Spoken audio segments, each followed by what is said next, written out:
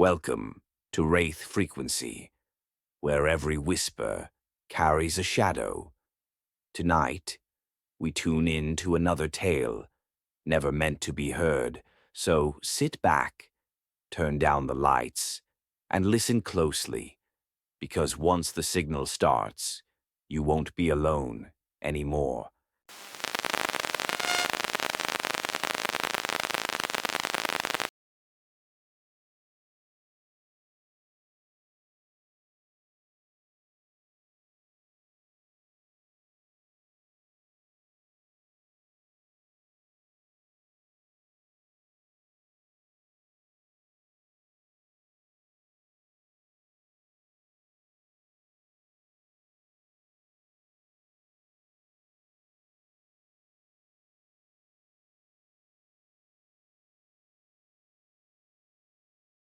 The lake wasn't on any map, but a narrow asphalt road appeared behind my house, a road I swear hadn't been there when I went to bed. Dew shimmered on its surface, untouched like it had been placed there moments before I stepped outside. As I drove, the trees thickened. Their branches leaned inward overhead, forming something like a tunnel that grew darker the deeper I went. The air grew stale, too still, as if time stretched thin. When I reached the lake, dawn still hadn't arrived. My clock read 7:12 a.m. The sun should have been up. Mirror Lake was a flawless circle of black water, so smooth it looked like a polished portal cut into the earth. I approached slowly, then froze. My reflection stood at the water's edge before I got there. It stared at me with an expression that was unmistakably mine, but subtly wrong. Sharper around the eyes, too still around the mouth. As I moved closer, it tilted its head, studying me like a puzzle piece it had lost and suddenly rediscovered. The water trembled. My reflection dissolved into a vision of me lying limp in a hospital bed, machines screaming warnings while doctors rushed around me. My throat closed. My worst fear, losing control, being trapped inside myself, alive but unreachable, revealed itself with surgical accuracy. Mirror Lake wasn't guessing. It was choosing. And it chose the fear I tried hardest to bury. The image shifted again, a memory I had spent years trying to erase. My mother, unconscious in her own hospital bed. Me sitting beside her, begging her to wake. The steady beep of machinery chewing at my nerves. But then, in the reflection, her eyes opened.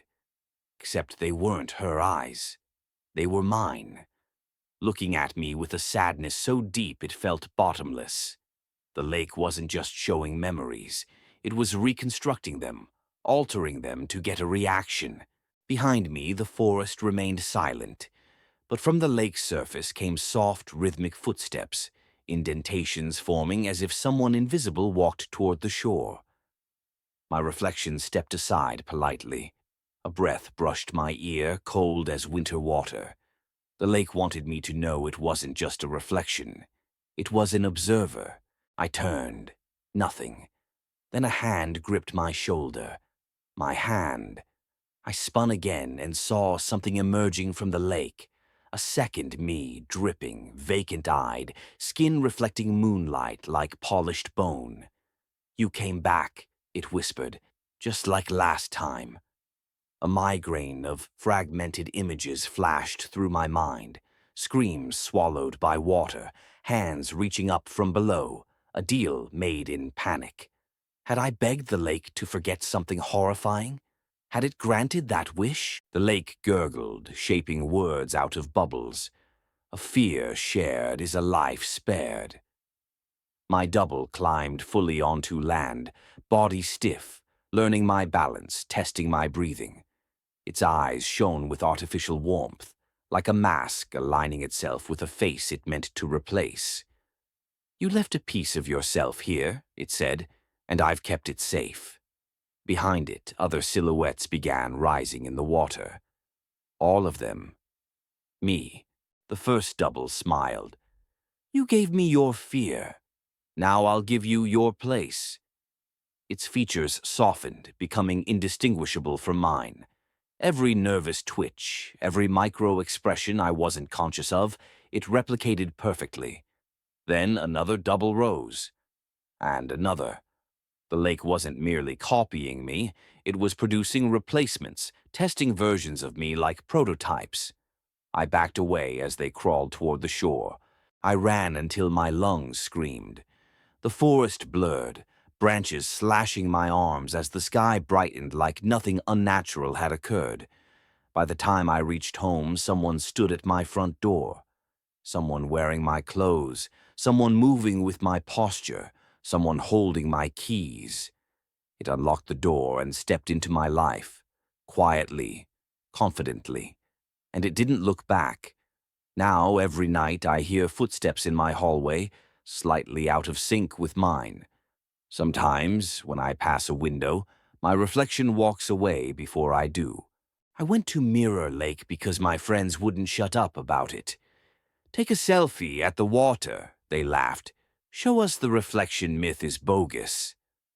I pretended to be brave, but the legend always unsettled me. If your reflection blinks first, it isn't your reflection. It's someone waiting to take your place. I joked along anyway. That bravado melted the moment I saw the lake. Mirror Lake was breathtaking in the worst way. Still black, perfectly circular. No ripples, no insects, no breeze touching it. It appeared preserved, as if time avoided the place entirely. My friends stayed on the path, shouting encouragement. But the closer I walked, the less I heard them. The air thickened, swallowing sound until my breathing seemed too loud. I raised my phone for the selfie, but the reflection looking back wasn't mine. A girl stared up at me, about my age, but with hair darker than ink and eyes that seemed carved rather than alive. Her lips moved. I leaned closer. She whispered her name as though offering it. Ilara. The sound echoed inside my skull like a memory I never owned. She knew me, or wanted to. I studied her carefully. Her head didn't tilt when mine did. Her chest didn't rise with my breaths. She didn't even attempt to mimic me. Then she blinked. A slow, purposeful blink, not natural but ritualistic. A signal. My legs trembled. The legend's warnings thundered through my mind. If your reflection blinks first, run. But the lake's edge felt magnetized, pulling me closer with a sensation like static electricity rolling under my skin. A faint metallic whisper rose from the water. She feared being forgotten. She feared being replaced. So she found a face to borrow. The words crawled around me like a cold breeze. Elara smiled sweetly, the way someone smiles when they finally find something they lost. My friends shouted behind me, but their voices sounded like they were coming from underwater. Or maybe I was. The lake's surface lifted, forming a vertical sheet of moving glass. Elara pressed her palm against it. Without moving my own hand, I felt a second palm press against mine, freezing cold, dragging a numbness up my arm. Her voice drifted like steam. "You fear what I feared, being forgotten, being replaced. Let me keep you company." My hand began sinking into the surface like soft clay. I wasn't stepping toward the lake. The lake was stepping toward me. Images burst in my mind, a memory I had never lived yet knew intimately. A girl at the lake, crying because her friends left her behind, her reflection comforting her, her whispering to the water, begging to stay somewhere she'd always be seen. The lake listened, but it required a trade. Ilara didn't disappear. She simply changed places. Now she wanted mine. The water's whispers sharpened. She wants your place. She wants your friends. She wants a life above the surface. Ilara's grip tightened. My shoulder jerked forward. My balance tilted. The world narrowed to the glassy surface, pulling me closer. My friends screamed louder now, their panic finally piercing whatever fog the lake wrapped around me. but Ilara's eyes stayed gentle, hungry, patient.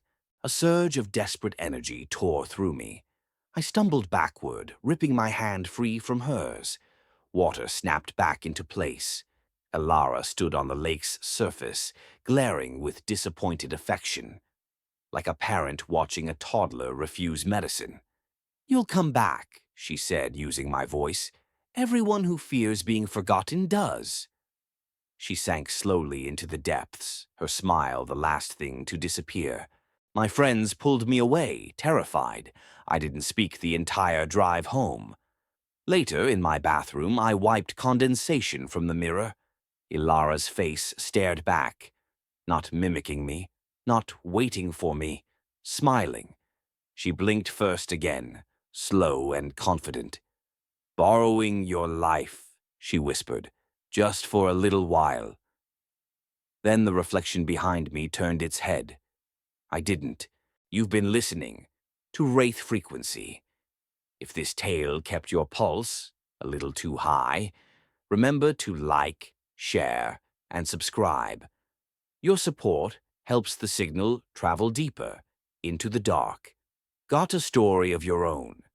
Leave it in the comments, and maybe your voice will echo here next time. Until then, stay aware, stay in the light, and keep your ears open, because the next frequency might already be calling you.